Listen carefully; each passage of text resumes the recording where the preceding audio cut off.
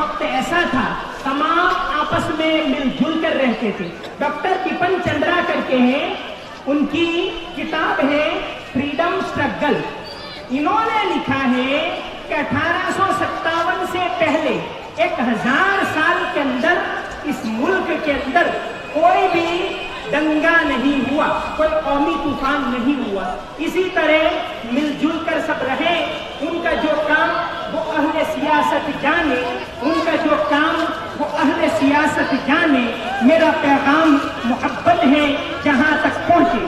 اب آپ کے سامنے ایک تقریر پیش کی جائے گی.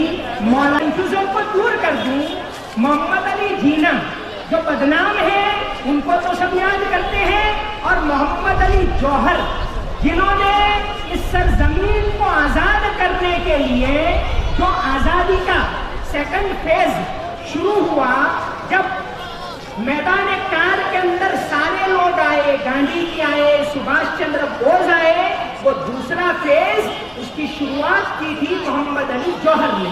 تو محمد علی جوہر کے بارے میں ایک تقریر پیش کرے گا ہمارے اسکول کا, بلند بازار اردو کمار اسکول کا ایک طالب علم اویس احمد قلندر ایک تقریر پیش کرے گا مولانا محمد علی جوہر کے بارے میں. میں آپ سے گزارش کرتا ہوں کہ آپ خاموشی سے اس کو سنیں.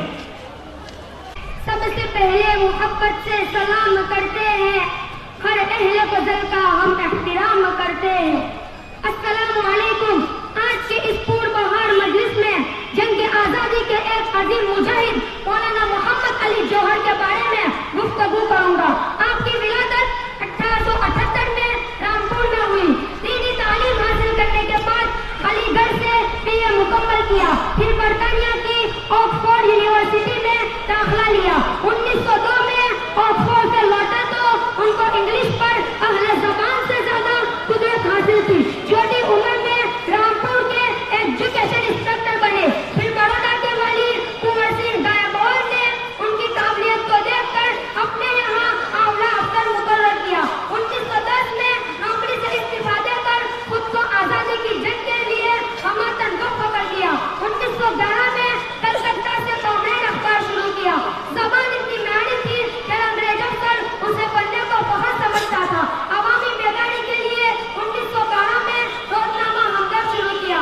دونوں اخباروں کے تیزابی مضامین نے برطانوی سامراج میں کھلبلی مچا دی. 1913 میں برٹش حکومت نے دونوں اخباروں پر پابندی لگا دی, اثاثہ ضبط کر لیا اور مولانا کو جیل بھیج دیا. ان کی مقبولیت اتنی تھی کہ ان کی رہائی کے لیے سرکار کو 1.5 لاکھ تار موصول ہوئے. رہائی کے بعد محمد علی نے جنگ کی مہم اور تیز کی. سرکاری امداد سے جاری علی گڑھ یونیورسٹی کی مخالفت کی اور دلی میں جامعہ ملیہ کی بنیاد ڈالی. علی بھائیوں کے اصرار کے بنا پر ہی گاندھی جی جنگ میں فعال ہوئے. اب گاندھی جی نے اپنا بات محمد علی کے گھر سے شروع کیا. اپنی تقریر میں گاندھی جی نے کہا, میں علی بھائیوں کے تابع ہوں, میرا اور ان 2 بھائیوں کا دل ملا ہوا ہے, میں ان دونوں کے علاوہ کسی بے نیتا کو نہیں جانتا. مولانا محمد علی عمر بھر ہندو مسلم اتحاد کی پرزور حمایت کرتے رہے. 1923 میں کانگریس کے صدر بنے. اپنے صدارتی پیغام میں کہا, ہندوؤں کو مسلمانوں پر اور مسلمانوں کو ہندوؤں پر پورا اعتماد ہے, اگر اعتماد نہیں تو برٹش حکومت پر اعتماد نہیں. آپ نے مکمل آزادی کی مانگ کے پختہ ارادے کے ساتھ 1930 میں لندن کی راؤنڈ ٹیبل کانفرنس میں شرکت کی. وہاں برٹش حکام کے سامنے بیٹھ کر تقریر کر رہے تھے کہ اچانک کھڑے ہو گئے اور شہر کی طرح للکار کر یہ اعلان کیا, آزادی کا پروانہ لے کر ہی باہر توڑوں گا. اگر وکٹوریہ کا پوتا ہندوستان کو آزاد نہیں کرتا تو اسے میری قبر کے لیے زمین دینی ہوگی. میں ایک غلام ملک میں نہیں رہ جاؤں گا. آخر یہی ہوا. جنگ آزادی کے جانباز رہنما نے 4 جنوری 1931 کو لندن میں آخری سانس لی. گاندھی جی نے ان کی وفات پر کہا, ملک ایک انتہائی نڈر راشٹروادی رہنما سے محروم ہو گیا. برطانوی شہرت یافتہ تاریخ کا عجیب ریس نے لکھا, مولانا محمد علی نیپولین کا دل, نیپولین کا قلم اور بڑھ کے خطابت کے جامع تھے. سبھاش چندر بوس نے اسی طرح خراج عقیدت پیش کیا کہ مولانا ایک بلند ارادہ اور بے نظیر قائد تھے. آپ صف اول کے مجاہد اور اتحاد کے حامی تھے. آخرکار فلسطین کے مفتی اعظم سید امین الحسینی کے اصرار پر مولانا کو بیت المقدس کی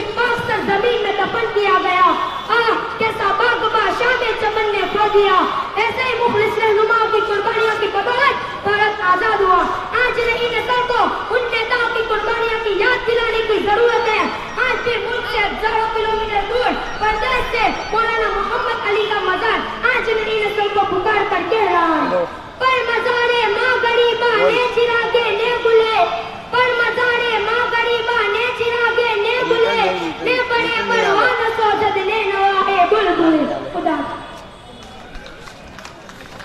بہت خوب بہت خوب. نعرہ تو لے اقبال نے کہا تھا کہ بچے کا نام ہو لیکن زبان ہو دل کی رفیق، یہی رہا ہے ازل سے قلندروں کا طریق. اور یہ قلندروں کا طریق تو ایک بہت اچھی تقریر پیش کی. مولانا محمد علی جوہر بیت المقدس کے اندر دفن ہوئے اور ان کے بارے میں جو شعر پڑھا، بر مزارے ماں غریباں نے چراغے نے بھولے، بر مزارے ماں غریباں نے چراغے نے بھولے، نے پرے پروانہ سوزد نے